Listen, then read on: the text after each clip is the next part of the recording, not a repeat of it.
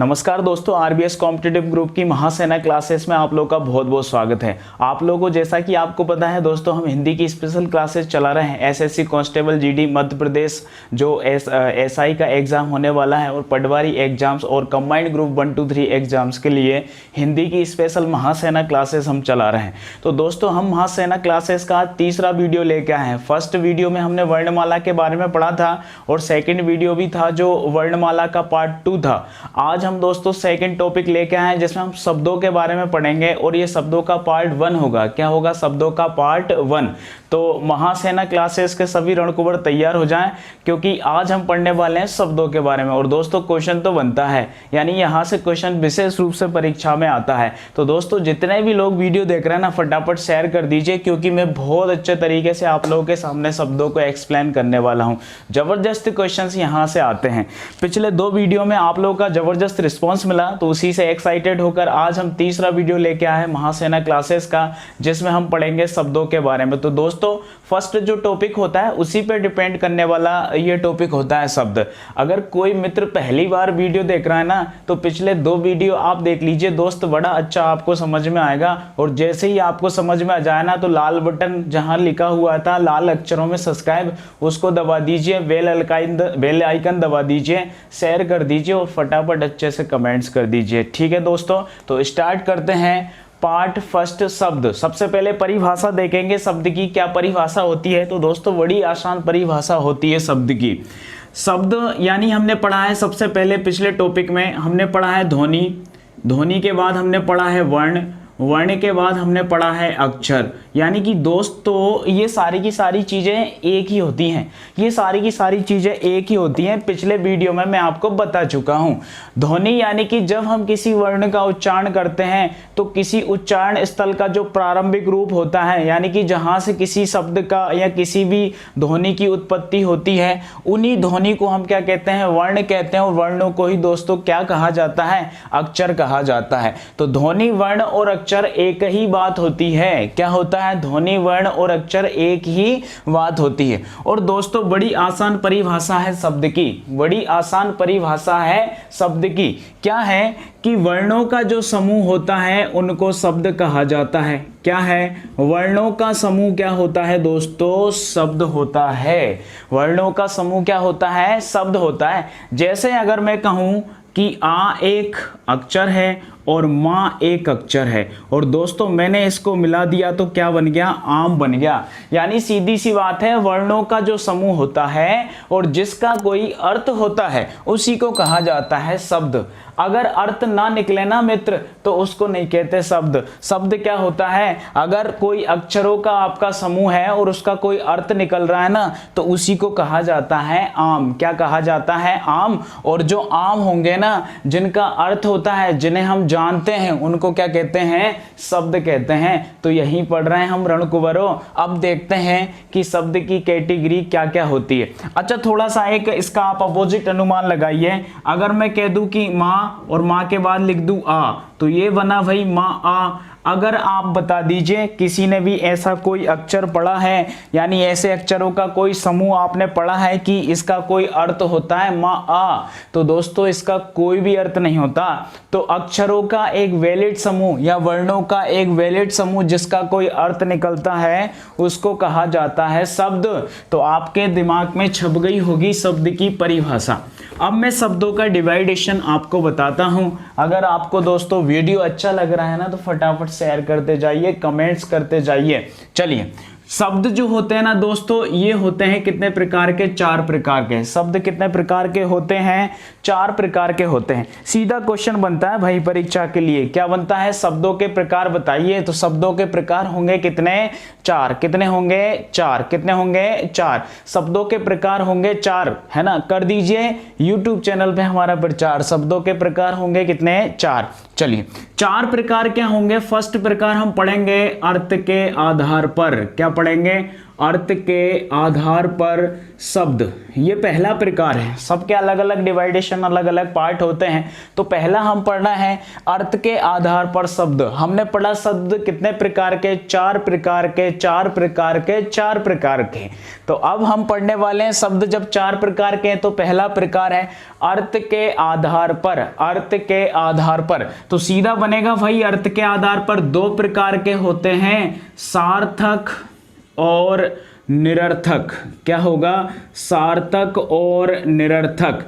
अब निरर्थक की परिभाषा तो यहीं खत्म हो जाती है। ऐसा शब्द जिसका कोई अर्थ नहीं होता, या अक्षरों का ऐसा समूह जिसका कोई अर्थ नहीं होता, उसको कहा जाता है निरर्थक शब्द।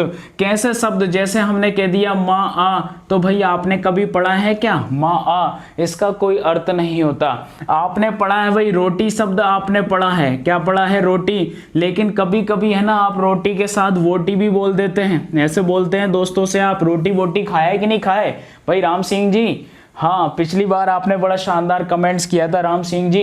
तो आप रोटी वोटी खाए कि नहीं खाए? तो रोटी शब्द हमने सुना है भाई राम सिंह जी, लेकिन बोटी हमने नहीं सुना है। तो जो बोटी शब्द होता है ना, इसको कहा जाता है निरर्थक शब्द।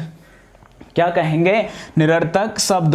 तो निरर्थक शब्द यानी कि रोटी वोटी हुआ, जैसे अन्य सारे शब्द हम जिनको बोल देते हैं साथ में, है ना, लोटा वोटा ले आओ, ऐसे बहुत सारे शब्द होते हैं जिनके साथ हम ऐसा एक अजीबोगरीब शब्द बोल देते हैं जिसका कोई अर्थ नहीं होता। ऐसे शब्दों को निरर्थक शब्द कहा जाता है। और वही सार्थक शब्द क्या होते हैं? जिनका अर्थ होता है वो सार्थक होते हैं। जैसे रोटी शब्द है, सार्थक है ना। खाना शब्द है, क्या है? सार्थक है। ऐसे जिनका अर्थ होता है, जिनके बारे में हम व्यवहारिक जीवन में पढ़ते हैं, उनको सार्थक शब्द कहा जाता है। और दोस्तों अच्छी बात तो ये कि सार्थक शब्द भी कितने प्रकार के होते हैं? 4 प्रकार के होते हैं। सार्थक शब्द कितने प्रकार के? 4 प्रकार के। समझ में आ रहा है भाई सभी रणकुंवरों को? महासेना, अगर आपको अच्छा लग रहा है तो प्लीज शेयर कर दीजिए वीडियो। अगर आपको अच्छा लगे तो कमेंट्स करिए फटाफट भाई, आपको वीडियो कैसा लग रहा है। नेक्स्ट वीडियो में और अच्छा करेंगे और अच्छा आपको समझाएंगे। मेरे ख्याल से सारे हिंदी के वीडियो मस्त चल रहे हैं, आप लोगों को अच्छा समझ में आ रहा है। सार्थक शब्द कितने प्रकार के होते हैं भाई? 4 प्रकार के होते हैं। पहला जो प्रकार होता है उसमें हम कह सकते हैं पर्यायवाची शब्द। क्या कह सकते हैं? पर्यायवाची शब्द। और दोस्तों पर्यायवाची शब्द को आप समानार्थी शब्द भी कह सकते हैं। जो निरर्थक शब्दों का कॉन्सेप्ट होता है वो यहीं खत्म हो जाता है। निरर्थक शब्द ऐसे होते हैं जिनका कोई भी अर्थ नहीं होता, उनको निरर्थक शब्द कहा जाता है।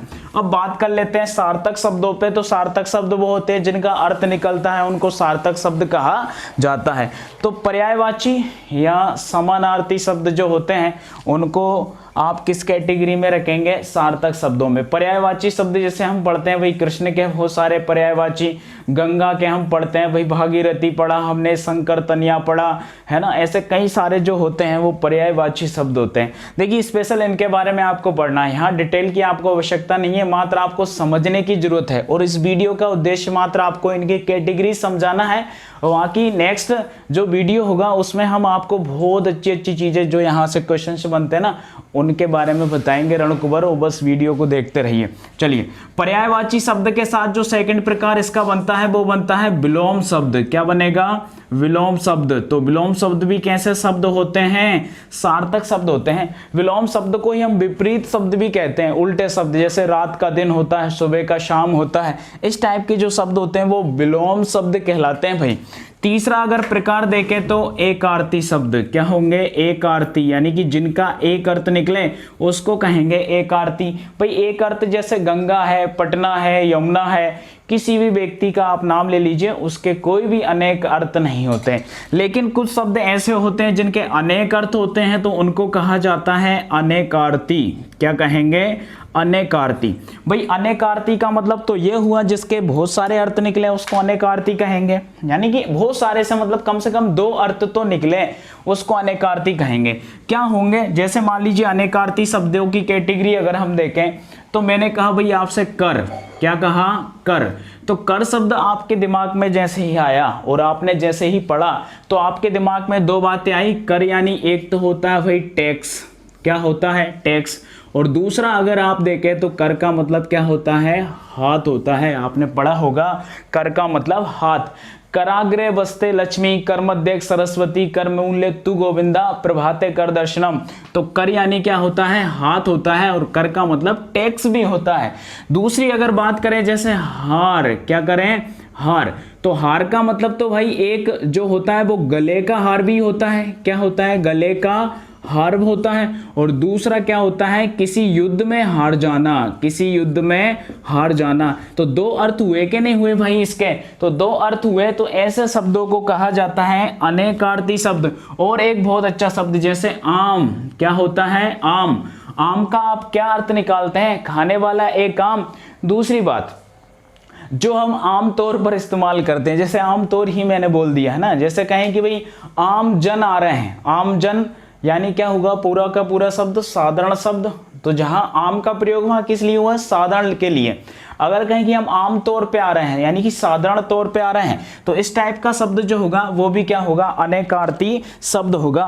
कहने का मतलब आप समझ गए होंगे कि फर्स्ट डिवाइडेशन हम पढ़ रहे हैं कि अर्थ के आधार पर शब्द दो प्रकार के, सार्थक और निरर्थक। निरर्थकवाद वहीं खत्म हो जाती है। ऐसे शब्द जिनका कोई अर्थ नहीं निकलता वो निरर्थक होते हैं, और जिनका अर्थ निकलता है वो सार्थक होते हैं। सार्थक शब्द चार प्रकार के होते हैं, पर्यायवाची, विलोम शब्द, एकार्थी और अनेकार्थी। इनके भाई स्पेशल टॉपिक है, पूरी हिंदी इन पे आगे टिकी हुई है। विलोम शब्द, पर्यायवाची शब्द किसी भी परीक्षा की जान होती है, बिल्कुल आते हैं जिनमें हिंदी पूछी जाती है। चलिए, ये फर्स्ट डिवाइडेशन था। इसके आधार पर हमने देखा कि शब्द का फर्स्ट जो प्रकार था वो हमने देखा। सेकंड प्रकार देखते हैं दोस्तों, शब्दों का डिवाइडेशन जो होता है उसका सेकंड प्रकार। सेकंड प्रकार अगर हम देखें तो सेकंड प्रकार में ज्यादा विशेष कुछ नहीं है, यहां से मैं आपको बता दे रहा हूं। सेकंड जो प्रकार होता है आप कह सकते हैं रूपांतरण, रूपांतरण या फिर रूप परिवर्तन के आधार पर, रूपांतरण या रूप परिवर्तन के आधार पर शब्दों के डिवाइडेशन। रूपांतरण या रूप परिवर्तन के आधार पर शब्द कितने प्रकार के होते हैं, तो बिल्कुल दोस्तों ये दो प्रकार के होते हैं। कितने प्रकार के होते हैं, दो प्रकार के। रूपांतरण या रूप परिवर्तन के आधार पर शब्दों के जो प्रकार होंगे वो दो होंगे। क्या क्या होंगे, तो एक होगा विकारी और एक होगा अविकारी। एक होगा विकारी और दूसरा होगा अविकारी। ठीक है दोस्तों, रूपांतरण या रूप परिवर्तन के आधार पे शब्द दो प्रकार के होते हैं, एक होगा विकारी और दूसरा होगा अविकारी। बताइए मेरी सेना कैसा लग रहा है आपको, है ना। अगर अच्छा लग रहा है ना दोस्तों फटाफट शेयर कर दो, कमेंट्स कर दो। चलिए आगे बढ़ते हैं, विकारी का देखते हैं। विकारी की परिभाषा क्या होती है, तो ऐसे शब्द जिनके लिंग वचन कारक में आप परिवर्तन कर दें। किस किस में कर दें, लिंग में कर दो, वचन में कर दो और कारक में कर दो। लिंग वचन और कारक में जिनमें परिवर्तन हो जाए ना भाई उसको कहते हैं विकारी शब्द, और जिनमें नहीं होता ना उनको कहते हैं अविकारी शब्द। कितनी अच्छी बात है, कितनी सरल बात है। क्या है कि विकारी शब्द वो होंगे जिनके लिंग पुरुष वचन कारक में परिवर्तन हो जाए, और जिसमें ना हो वो क्या है, अविकारी है, और जिनमें हो जाए वो क्या है, विकारी है। अब अविकारी और विकारी कितने कितने प्रकार के, तो चार प्रकार इसके और चार प्रकार इसके, यानी कि चार चार प्रकार के होते हैं भाई। ये कितने कितने प्रकार के, चार चार प्रकार के होते हैं विकारी और अविकारी शब्द। अब विकारी शब्द के क्या प्रकार हैं, तो भाई वो ही हैं जो आप बचपन से पढ़ते आ रहे हैं। चार चार आठ हुए। अगर आप इंग्लिश में पूछे तो पार्ट ऑफ स्पीच कहते हैं इनको। अगर इंग्लिश में कहें तो क्या कहेंगे, पार्ट ऑफ स्पीच, यानी कि सेंटेंस के प्रकार। एक सेंटेंस के जो प्रकार होते हैं वो 8 होते हैं, और विकारी और अविकारी दोनों मिलके हो जाते हैं चार चार। क्या हो जाते हैं, चार चार, यानी कितने, 8। अब 8 में क्या, देखिए संज्ञा जो होता है विकारी होता है। सर्वनाम, सर्वनाम भी क्या होता है, विकारी होता है। संज्ञा, सर्वनाम, इसके बाद दोस्तों विशेषण क्या होता है, विशेषण, और विशेषण के बाद क्रिया। ये जो होते हैं ना, ये चार प्रकार, ये किसके होते हैं, विकारी शब्दों के होते हैं। तो दोस्तों अविकारी क्या होता है, तो अविकारी भी क्या होता है, चार प्रकार के अविकारी शब्द होते हैं, चार प्रकार के। ठीक है, संज्ञा, इसके बाद क्या है, क्रिया है। तो यहां पर अविकारी शब्द कितने प्रकार के, चार प्रकार के। एक तो हो गया आपका क्रिया विशेषण, क्या हो गया, क्रिया विशेषण। एक हो गया आपका समुच्चय बोधक, क्या हो गया, समुच्चयबोधक। नंबर 3 हो गया आपका संबंधबोधक, क्या हो गया, संबंधबोधक। और नंबर 4 हो गया विस्मयादिबोधक, क्या होगा, विस्मयादिबोधक। तो ऐसे करके 4 प्रकार के होते हैं अविकारी शब्द। अब एक एक की परिभाषा क्लियर करिए, है ना। यहाँ पे इनको देखिए ज्यादा विशेष नहीं है, इनका स्पेशल टॉपिक है। संज्ञा स्पेशल पढ़ना है, सर्वनाम स्पेशल पढ़ना है, विशेषण स्पेशल पढ़ना है, क्रिया पढ़ना है, और ये सब भी आपको स्पेशल पढ़ना है। तो यहाँ डिटेल से नहीं, सिर्फ हम क्लियर करेंगे कि ये किस कैटेगरी में आते हैं। तो विकारी और अभिकारी, रूपांतरण या रूप परिवर्तन के आधार पर शब्द होते हैं। 2 प्रकार के विकारी शब्द यानी लिंग वचन कारक में परिवर्तन हो जाए, अभिकारी शब्द जिनके लिंग पुरुष वचन कारक में परिवर्तन नहीं होता। अभिकारी शब्दों को अव्यय भी कहा जाता है, क्या कहेंगे, अव्यय, अव्यय अभिकारी शब्द। चलिए, संज्ञा क्या होता है, किसी व्यक्ति वस्तु स्थान के नाम को संज्ञा कहा जाता है। जैसे कह दो राम है, गंगा है, पटना है, श्याम है। दुनिया में किसी भी चीज का जो नाम होता है वो संज्ञा होता है। संज्ञा किस प्रकार का शब्द है, तो संज्ञा है दोस्तों विकारी शब्द। दूसरा है आपका सर्वनाम, तो संज्ञा के बदले जिन शब्दों का प्रयोग किया जाता है उनको कहा जाता है सर्वनाम। जैसे मैं है, वह है, उसका, उसकी, उनका, उनकी, इस टाइप के जो शब्द होंगे वो भी विकारी शब्द होंगे। तीसरा विशेषण, संज्ञा सर्वनाम की विशेषता बताने वाले शब्दों को विशेषण कहा जाता है। जैसे राम सुंदर है, राम की क्या विशेषता है, सुंदर है। अगर मैं कह दूं कि राम बहुत सुंदर है तो बहुत क्या है, विशेषण है। ये संज्ञा और सर्वनाम की विशेषता है, तो ये विशेषण है। दोस्तों क्रिया यानी कि जिससे किसी काम के करने या होने का पता चले, जैसे चलना फिरना, उठना बैठना, जागना सोना, खाना पीना, ये सारी की सारी क्या है, क्रिया है। हम दैनिक प्रतिदिन जो भी हम काम करते हैं वो सब क्या होती है, क्रियाएं होती है। तो संज्ञा सर्वनाम विशेषण क्रिया किस टाइप के शब्द हैं, विकारी शब्द है। अब आप आइए अभिकारी पे। क्रिया विशेषण यानी क्रिया की विशेषता बताने वाले शब्द क्रिया विशेषण होते हैं। सबके बारे में हम डिटेल से एक एक टॉपिक पढ़ने वाले हैं, तो यहाँ कोई विशेष आपको नहीं पढ़ना है, जितना है उतना आप परिभाषा क्लियर करिए। क्रिया विशेषण यानी कि क्रिया की विशेषता बताने वाले शब्द, जैसे राम दौड़ता है, तो दौड़ना क्या है, क्रिया है। अगर मैं कह दूं कि राम तेज दौड़ता है तो क्रिया की विशेषता हो गई, कैसा दौड़ता है, तेज दौड़ता है। तो क्रिया विशेषण क्या होगा, क्रिया की विशेषता बताने वाले शब्द क्रिया विशेषण होंगे। समुच्चयबोधक यानी कि जो समुच्चय को दर्शाए। समुच्चय क्या होता है, एक प्रकार से झुंड होता है, जैसे और, परंतु, लेकिन, किंतु, इसलिए, क्योंकि, इसलिए, क्योंकि, इस टाइप के जो शब्द होते हैं वो होते हैं क्या, समुच्चयबोधक। इसके बाद होते हैं दोस्तों संबंध बोधक। क्या होते हैं, संबंध बोधक।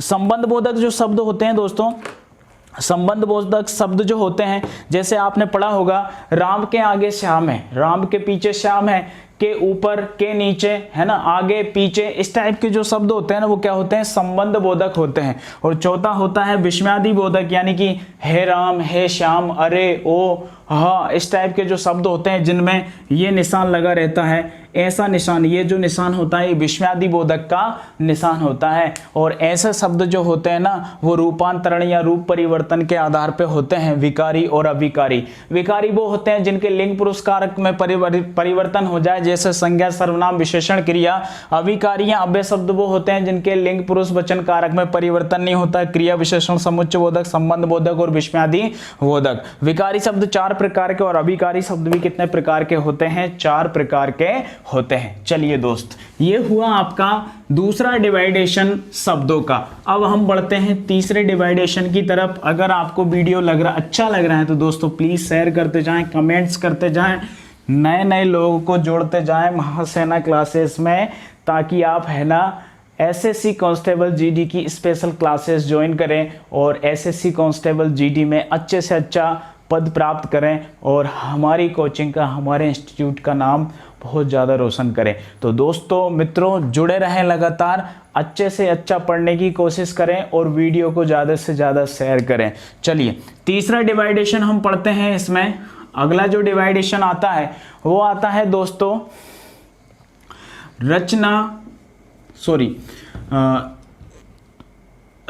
तीसरा जो प्रकार आता है वो आता है रचना, व्युत्पत्ति,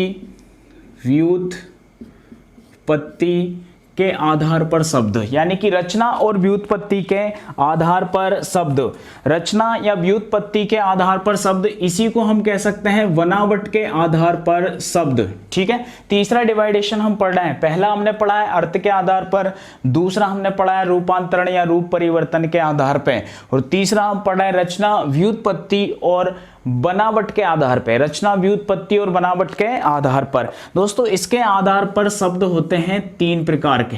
कितने प्रकार के होते हैं? 3 प्रकार के। पहले परिभाषा समझिए, यानी कि हमने रचना की है। क्या किया है? रचना की है।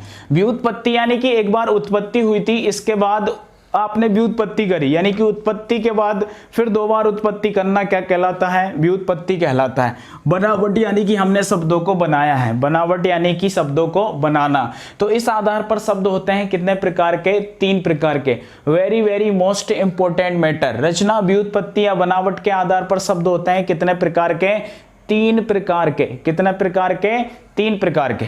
नंबर 1 होता है आपका रूढ़ शब्द, नंबर 2 होता है यौगिक शब्द, रूढ़ शब्द, यौगिक शब्द, और नंबर 3 होता है योग रूढ़ शब्द। क्या होता है? योग रूढ़ शब्द। तो दोस्तों परिभाषाएं इंपॉर्टेंट है, परिभाषाएं थोड़ा सा क्लियर करेंगे हम।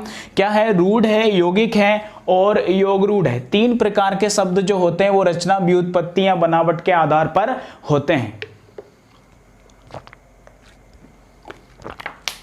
चलिए एक एक परिभाषा हम क्लियर करते हैं। रूढ़ शब्द क्या होते हैं? तो दोस्तों सरल सी परिभाषा होती है, ऐसे शब्द जिनके हम खंड नहीं कर सकते, यानी कि ऐसे शब्द जिनके हम टुकड़े कर देना तो उनका कोई भी अर्थ ना निकले, ऐसे शब्दों को रूढ़ शब्द कहा जाता है। कैसे शब्द? जिनके हम अगर खंड कर देना तो उनका कोई भी अर्थ नहीं निकलता। ऐसे शब्द जिनको तोड़ दो ना तो फिर वो किसी काम के नहीं बचते, ऐसे शब्दों को कहा जाता है रूढ़ शब्द। जैसे मैं कहूं घोड़ा, घोड़ा, अगर मैं घोड़ा में घो को अलग कर दूं, ड़ा को अलग कर दूं तो इसका कोई अर्थ नहीं निकलता। मैं कहूं आपसे कमल, अगर मैं आपसे कहूं कमल, अब इस कमल में अगर मैं आपको का अलग कर दूं और मल अलग कर दूं तो का कोई अर्थ नहीं निकलता। अगर मैं आपको कम अलग कर दूं और ला को अलग कर दूं तो ला का कोई अर्थ नहीं निकलता। तो इस टाइप के जो शब्द होते हैं वो रूढ़ शब्द होते हैं। कैसे शब्द? जिनका खंड सार्थक नहीं होता, यानी जिनके टुकड़े हम कर देना तो फिर उनका कोई अर्थ नहीं निकलता, ऐसे शब्दों को कहा जाता है रूढ़ शब्द। क्या कहा जाता है? रूढ़ शब्द कहा जाता है। बहुत आसान सी परिभाषा है भाई। चलिए अब आगे बढ़ेंगे। यौगिक शब्द, तो यौगिक शब्द वो होते हैं जिनके खंड सार्थक हो। क्या हो? खंड सार्थक हो, यानी कि जिनके हम टुकड़े कर देना तो उनका अर्थ निकले, 2 अलग अलग टुकड़ों का कोई अर्थ निकले तो उसको कहेंगे हम कैसे शब्द? यौगिक शब्द। भाई क्या होते हैं यौगिक शब्द? ऐसे शब्द होते हैं जैसे आपने कहा विद्यालय। क्या कहा है? विद्यालय।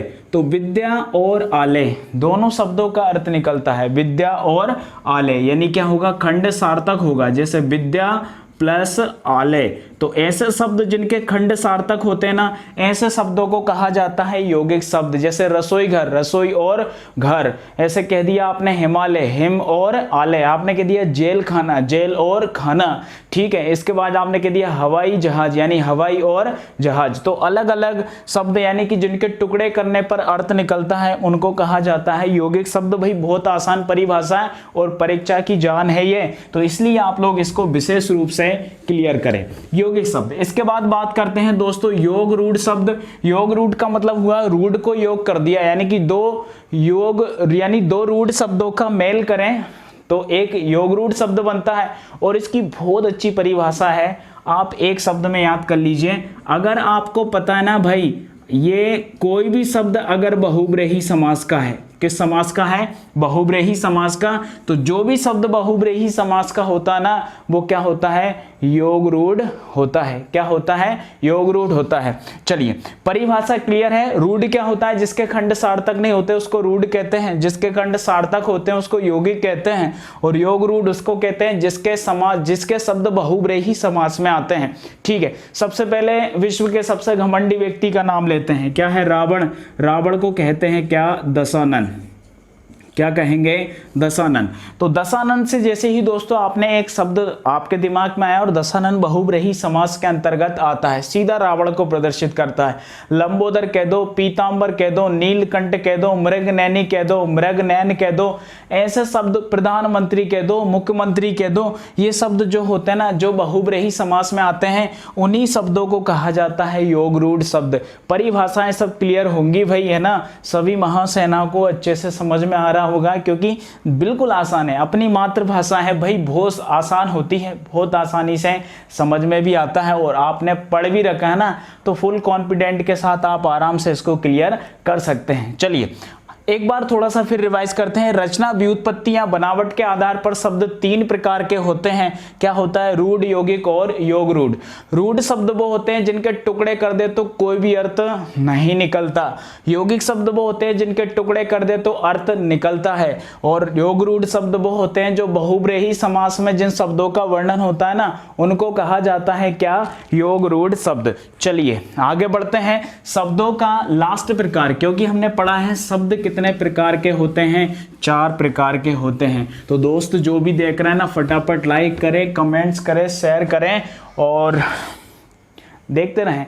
चलिए चौथा प्रकार है, चौथा प्रकार अगर हम बात करें तो दोस्तों चौथा प्रकार जो होता है ना, यहां पे हमने पढ़ा है व्युत्पत्ति, तो अगला होता है उत्पत्ति। क्या होता है, उत्पत्ति। एक बात ठीक है, उत्पत्ति के बाद होता है दोस्तों स्रोत के आधार पर। स्रोत यानी कि हमने इकट्ठा करा, स्रोत के आधार पर। तीसरी बात होती है इतिहास। इतिहास यानी कि जो भारतीय इतिहास रहा है उसके आधार पर जो शब्द बनते हैं वो। ठीक है, क्या हुआ प्रकार आपका, उत्पत्ति हुआ, स्रोत हुआ, इतिहास हुआ। तो उत्पत्ति, स्रोत या इतिहास के आधार पर जो शब्द होते हैं ना दोस्तों, ये होते हैं कितने प्रकार के, 5 प्रकार के। कितने प्रकार के, 5 प्रकार के। अब भाई अलग अलग आप अलग अलग लोगों से पढ़ेंगे, आपको अलग अलग सारी चीजें मिलेंगी, कहीं पर आपको 4 भी बता देंगे, कहीं पर आपको 6 भी बता देंगे, लेकिन किताबों में हम 5 ही पढ़ते हैं। ठीक है, किताबों में हम 5 ही पढ़ते हैं। और वहाँ की कुछ टीचर्स ऐसे होते हैं भाई जो बहुत ज़्यादा रिसर्च करते हैं, किसी चीज़ को पढ़ाने पे बहुत ज़्यादा वो करते हैं, लेकिन हमें उस चीज़ पे ध्यान नहीं देना है कि रिसर्च करने के बाद आप शब्दों को 6 कर दो, 7 कर दो या 8 कर दो, अलग अलग डिवाइडेशन हो जाए, पता चला परीक्षा में आए नहीं है क्वेश्चन।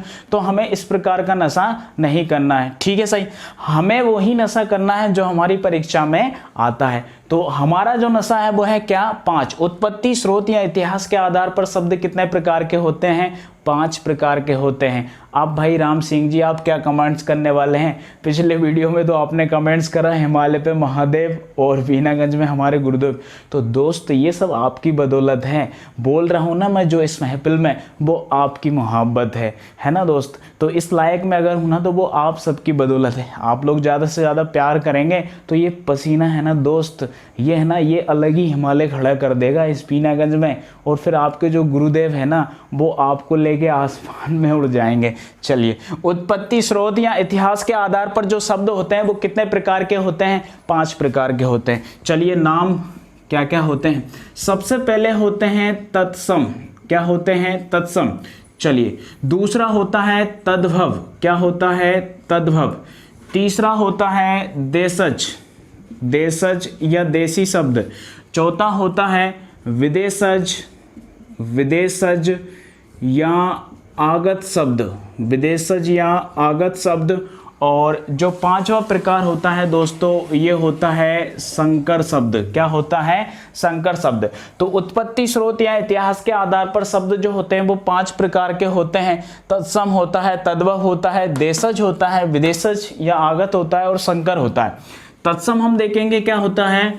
ठीक है, अब दोस्तों थोड़ा सा ध्यान देना, क्योंकि नेक्स्ट जो वीडियो हमारे आने वाला है ना, उसमें हम तत्सम और तद्भव कैसे परिवर्तन किया जाता है और विदेशज या आगत शब्दों पे हम विशेष रूप से डिस्कस करने वाले हैं नेक्स्ट पार्ट में। क्योंकि जहां से क्वेश्चन बनता है ना वो चीज अभी आपकी बची है। अब यहां से भी क्वेश्चन बनता है, लेकिन वो है ना बिल्कुल है ना जिगर का छल्ला है इस टॉपिक का, है ना। तो वहां आप जाएंगे ना तो आगे आपको जो स्पेशल क्वेश्चन यहाँ के छटे हुए मिलेंगे वो बहुत इंपॉर्टेंट है। चलिए तत्सम पे बात करते हैं। तत् प्लस सम, व्यंजन संधि बन गया भाई, तत् प्लस सम। तत् यानी उसका, सम यानी समान, यानी कि जो शब्द संस्कृत के समान है उनको कहा जाता है तत्सम। भैया आपने सुना होगा आदि जननी भाषा कौन सी है? संस्कृत है। विश्व की सबसे प्राचीन भाषा कौन सी है? संस्कृत है। देवों की वाणी क्या थी? तो संस्कृत थी, यानी कि देव जो थे ना भगवान, वो संस्कृत बोला करते थे। तो इतनी सारी प्राचीन भाषा, और उसी संस्कृत से कौन सी भाषा बनी है? हिंदी का जन्म हुआ है। तो तत्सम यानी कि हिंदी, संस्कृत के जो शब्द हिंदी में जैसे के तैसे ले आए ना, उनको कहा जाता है तत्सम शब्द। क्या कहा जाता है? तत्सम शब्द। जैसे भाई कह दें अग्नि, क्या कह दें? अग्नि कह दिया, भैया आपसे कह दिया क्षेत्र कह दिया, आपसे कह दिया कि भाई पत्र कह दिया। तो इस टाइप के अगर मैं आपसे शब्द कहूं तो इन शब्दों का प्रयोग हिंदी में करते हैं भाई। रियलिटी में ये शब्द जो है वो कहाँ के हैं? संस्कृत के हैं। तो संस्कृत में जिन शब्दों का हम जैसा का तैसा प्रयोग करते हैं विदाउट परिवर्तन के, उनको तत्सम शब्द कहा जाता है। तद्भव यानी कि क्या हुआ दोस्तों? तद्भव यानी कि संस्कृत में परिवर्तन करके जो हिंदी में लाए हैं उनको कहा जाता है क्या? तद्भव शब्द। ये भाई एक दिन में परिवर्तन नहीं हुआ, जैसे मैंने आपको कोई एक शब्द दे दिया और कल आपने परिवर्तन करके हिंदी में डाल दिया। ये कई वर्षों की घटनाएं होती हैं, और कई वर्षों के बाद जब किसी शब्द का है ना भ्रांति के कारण, अपभ्रंश के कारण उसका परिवर्तन होते होते वो उसका परिवर्तन होता है। जैसे वज्रांग शब्द जो है, वज्रांग में क्या हुआ? कुछ लोगों को बोलने में दिक्कत आई, तो धीरे धीरे कई वर्षों की प्रक्रिया के बाद वज्रांग से बन गया बजरंगबली। क्या बन गया? बजरंगबली। तो ऐसे शब्द जो होते हैं ना दोस्तों, वो होते हैं तद्भव शब्द, यानी कि जो संस्कृत के परिवर्तन होके हिंदी में आए हैं। जैसे अग्नि को परिवर्तन कर दिया तो क्या बना दिया? आग बना दिया। क्षेत्र को परिवर्तन कर दिया तो क्या बना दिया? खेत बना दिया। पत्र को परिवर्तन कर दिया तो क्या बना दिया? पत्ता बना दिया। तो ऐसे शब्दों को कहा जाता है तद्भव शब्द। जो संस्कृत के परिवर्तन होके हिंदी में आए हैं उनको कहा जाता है तद्भव शब्द। जो संस्कृत के थे और जैसे के तैसे थे, वैसा का वैसे ही आपने ले लिया, उनको कहा क्या शब्द? तत्सम शब्द। चलिए आगे बढ़ते हैं। देशज शब्द यानी कि हमारे देश की क्षेत्रीय भाषाओं से। भाई हमारे देश में भी अलग अलग राज्यों में अलग अलग भाषाएं बोली जाती हैं, और हमारे देश के जो शब्द हैं जिनको हिंदी में लेना अनिवार्य है, क्योंकि उन शब्दों के बिना हम अधूरे हैं। ऐसे शब्दों को कहा जाता है देशज शब्द। जैसे लोटा, क्या है? लोटा है। पगड़ी है, ठीक है। गाड़ी है। ऐसे कई सारे शब्द होते हैं, लोकल शब्द। कुछ है ना सीरीज हम पढ़ेंगे, उनको पढ़ लेना, है ना। एक और बड़ा है ना कॉमेडियन शब्द आपसे बोल देता हूँ, टट्टी है ना। ये भी किस टाइप का शब्द है? ये देशज शब्द है ना। बुरा ना माने, होली है, ठीक है। तो लोटा है, पगड़ी है, गाड़ी है, टट्टी है, इस टाइप के जो शब्द है ना दोस्तों, ये देशज शब्द हैं, ठीक है। आप जाएंगे और अमेरिका में किसी से कहें कि मुझे टट्टी लगी है, तो वो नहीं समझ पाएगा भाई, है ना, वो नहीं समझेगा। लेकिन भारत के किसी व्यक्ति से कह दो ना, तो तुरंत आपकी व्यवस्था कर देगा। अगर आपको लगी है तो कुछ ना कुछ मैनेजमेंट कर लेगा वो। तो ये इस टाइप के देशज शब्द होते हैं। विदेशज शब्द या आगत शब्द, जो विदेशों से आए हैं, जिन्हें हम नहीं समझ पाते, है ना। वो अपना शब्द नहीं समझ पा रहा है और उनके कुछ शब्द हम नहीं समझ पा रहा है, लेकिन हमने उनके साथ रहते रहते क्या किया? सामंजस्य स्थापित कर लिया। ऐसे शब्दों को कहा जाता है विदेशज या आगत शब्द, जो हिंदी में आए हैं। भाई इनका आने का एक क्रम है। जैसे आपने देखा कि भारत पर आक्रमण, सबसे पहले जो अरब आक्रमण हुआ था वो 712 में मोहम्मद बिन कासिम के नेतृत्व में हुआ। तो सबसे पहले भारत में अरबी लोग आ गए। कौन आ गए? अरबी। फिर आपने पढ़ा होगा कि तुर्की लोग आ गए, महमूद गजनी, गजनवी वगैरह तुर्की लोग आ गए। फिर आपने देखा होगा कि सल्तनत काल आया तो गुलाम वंश के लोग आ गए, काफ़ी सारे लोग आ गए। तो फारस के लोग आ गए, तो फारसी भाषा अपने यहाँ पे आ गई, ठीक है। कुछ मुस्लिम इतिहासकार आए तो उर्दू के काफ़ी सारे शब्द अपने हिंदी में आ गए। इसके बाद पुर्तगाली आ गए, ठीक है। पुर्तगाली के बाद कुछ डच लोग आ गए, ठीक है। डच आ गए, कुछ फ्रांसिस आ गए। कौन आ गए? फ्रांसिस आ गए। कुछ अंग्रेज भी अपने यहाँ आ गए, ठीक है। इसके बाद कुछ चाइनीज़ या चीनी लोग भी अपने यहाँ आए। तो ऐसे करके इतनी सारे लोग जब भारत में आए तो वो कोई विशेष शब्द अपने साथ सजा के लाए, जिनको वो दैनिक जीवन में यहाँ प्रयोग करते थे, और उन चीज़ों को हम जानते ही नहीं थे और उनको हम अब मानने लगे हैं। जैसे भाई हम पैंट शर्ट, पहले भारत में कोई पैंट शर्ट नहीं पहनता था, तो पैंट शर्ट यानी अमेरिका के लोग आए, वो जो कपड़े पहनते थे उनको कहा पैंट शर्ट। तो हमने एडजस्ट किया कि भाई इस टाइप की चीज़ को पैंट शर्ट कहेंगे, ठीक। वो लोग चीन के लोग आए तो वो चाय पीने लगे, है ना। तो चाय पीने लगे तो वो चाय का जो हमने एक शब्द देखा है कि भाई ये चाय होती है, इस टाइप की चाय होती है। अब हमारे यहाँ तो उसको चाय नहीं कहते थे, तो उन लोगों से हमने सीखा कि ये चाय होती है। तो अरबी, तुर्की, फारसी, उर्दू, पुर्तगाली, डच, फ्रांसीस, अंग्रेजी और चीनी, इतने सारे शब्दों को हमको नेक्स्ट वीडियो में पढ़ना है। अगले वीडियो में हम इन शब्दों को क्लियर करेंगे कि इनकी पहचान किस तरीके से की जाती है कि अरबी, तुर्की, फारसी, उर्दू, पुर्तगाली के कौन कौन से शब्द हैं दोस्तों परीक्षा में आते हैं। तत्सम, तद्भव और विदेशज शब्द, ये बहुत इंपॉर्टेंट है, किसी भी परीक्षा के लिए बहुत इंपॉर्टेंट है, बहुत ज्यादा आते हैं। चलिए लास्ट बात करते हैं संकर शब्द की। तो संकर क्या होता है भाई, दो भाषाओं से मिलकर बने शब्द को संकर शब्द कहा जाता है। अगर दो भाषाएं मिलकर कोई शब्द बना देना तो उसको क्या कहेंगे, संकर शब्द कहेंगे। दो भाषाओं से मिलकर बने शब्द को क्या कहेंगे, संकर शब्द कहेंगे। जैसे अगर बोल दें कि छायादार, क्या बोल दें, छायादार, दोनों को मिला के एक ही शब्द आपका बन जाएगा छायादार। छाया जो होता है वो संस्कृत का शब्द होता है और दार जो शब्द होता है ये फारसी का शब्द होता है। किसका, फारसी का। तो छायादार यानी कि दो अलग अलग भाषाओं से मिलकर बने शब्द को संकर शब्द कहा जाता है। जैसे जेल और खाना, ठीक है, जेल और खाना। अन्य सारे शब्द जैसे नाका, बंदी आप कह लो, पान दान आप कह लो, रेलगाड़ी आप कह लो। एक और शब्द लिख लो, जैसे रेलगाड़ी आपने लिख लिया, रेलगाड़ी, ठीक है। क्या हो, रेलगाड़ी। तो रेल अंग्रेजी शब्द है और गाड़ी क्या है, हिंदी शब्द है। तो दो अलग अलग भाषाओं से मिलकर बने शब्दों को कहा जाता है संकर शब्द। ठीक है भाई, जय शंकर जी की। ये हमारा वीडियो था शब्द को लेकर। एक छोटा सा हल्का सा शॉर्ट रिवाइज करते हैं। शॉर्ट रिवाइज यानी कि शब्द वर्णों के समूह को शब्द कहा जाता है यदि उसका अर्थ हो, यानी कि सार्थक वर्ण समूह को शब्द कहा जाता है। शब्द होते हैं कितने प्रकार के, 4 प्रकार के। अर्थ के आधार पर हमने पढ़ा है, अर्थ के आधार पर 2 प्रकार के, सार्थक और निरर्थक। निरर्थक शब्द वो होते हैं जिनका कोई अर्थ नहीं होता और यहीं पे समाप्त हो जाते हैं, इनका कोई डिवाइडेशन नहीं होता।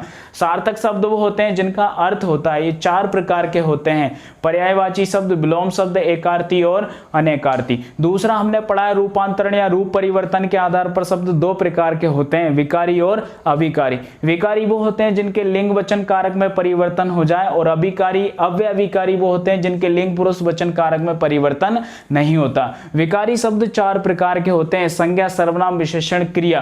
अविकारी शब्द भी 4 ही प्रकार के होते हैं, क्रिया, विशेष, समुच्चय बोधक, संबंध बोधक और विस्मयादि बोधक। तीसरा हमने प्रकार पढ़ा है रचना, व्युत्पत्ति या बनावट के आधार पर शब्द 3 प्रकार के होते हैं, रूढ़, यौगिक और योग रूढ़। रूढ़ शब्द वो होते हैं जिनके रूढ़ शब्द वो होते हैं जिनके खंड सार्थक नहीं होते। यौगिक शब्द वो होते हैं जिनके खंड सार्थक होते हैं।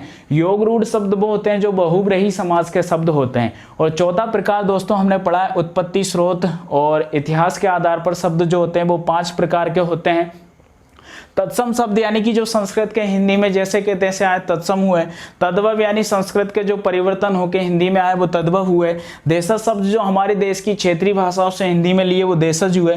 विदेशज या आगत शब्द विदेशी आक्रमणकारियों के जो शब्द भारत में लिए हमने, इतिहासकार, आक्रमणकारी या धर्म प्रचार के करने वाले जो लोग आए उनके शब्द जो हमने अपनी हिंदी में समाहित किए उनको विदेशज या आगत शब्द कहा जाता है। और संकर शब्द वो होते हैं जो 2 भाषाओं के योग से मिलकर बने होते हैं। ठीक है भाई महासेना, तो महासेना क्लासेस का ये जबरदस्त हमारा तीसरा वीडियो है। पूरा पसीना मैंने आप लोगों के लिए बहाया है। अगर दोस्तों प्लीज पसंद आए ना तो लाइक शेयर सब्सक्राइब जरूर कर देना और है ना कमेंट्स करना भाई कि आपको वीडियो कैसा लगा है। जैसे पिछली बार है ना राम सिंह जी ने किया था, ऐसा और लोग भी कर दिया करो ना, ऐसा कमेंट्स बड़ा अच्छा लगता है भाई। कमेंट्स करते हो ना तो कॉन्फिडेंस बढ़ता है। ठीक है, अगर आप कॉन्फिडेंस बढ़ाएंगे तो और पसीना बहाएंगे। ठीक है दोस्तों, तो ये था हमारा छोटा सा वीडियो, काफ़ी प्रयास आप लोगों के लिए किया है ना। उम्मीद करता हूँ आपको पसंद आएगा। नेक्स्ट वीडियो में फिर मिलने वाले हैं, तब तक के लिए राम राम।